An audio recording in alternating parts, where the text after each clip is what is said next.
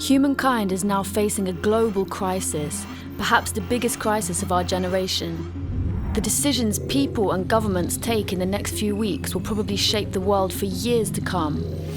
They will shape not just our healthcare systems, but also our economy, politics, and culture. We must act quickly and decisively. We should also take into account the long-term consequences of our actions. When choosing between alternatives, we should ask ourselves not only how to overcome the immediate threat, but also what kind of world we will inhabit once the storm passes. In this time of crisis, we face two particularly important choices. The first is between totalitarian surveillance and citizen empowerment. The second is between nationalist isolation and global solidarity.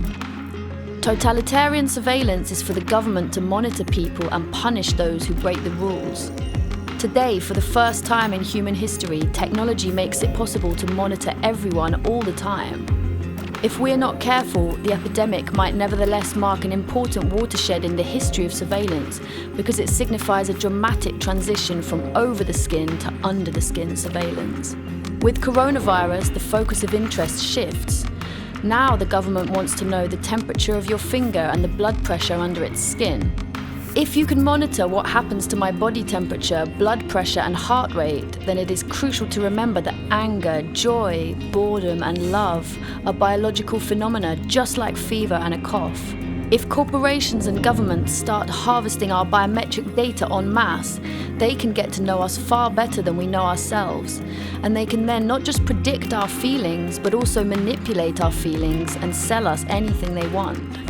When people are told the scientific facts, and when people trust public authorities to tell them these facts, citizens can do the right thing even without a big brother watching over their shoulders.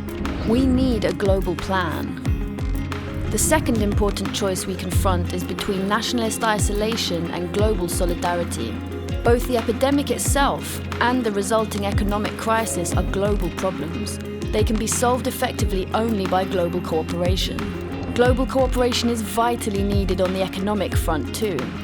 Given the global nature of the economy and of supply chains, if each government does its own thing in complete disregard of the others, the result will be chaos and a deepening crisis. We need a global plan of action, and we need it fast. We must hope that the current epidemic will help humankind realize the acute danger posed by global disunity. Humanity needs to make a choice. Will we travel down the route of disunity, or will we adopt the path of global solidarity?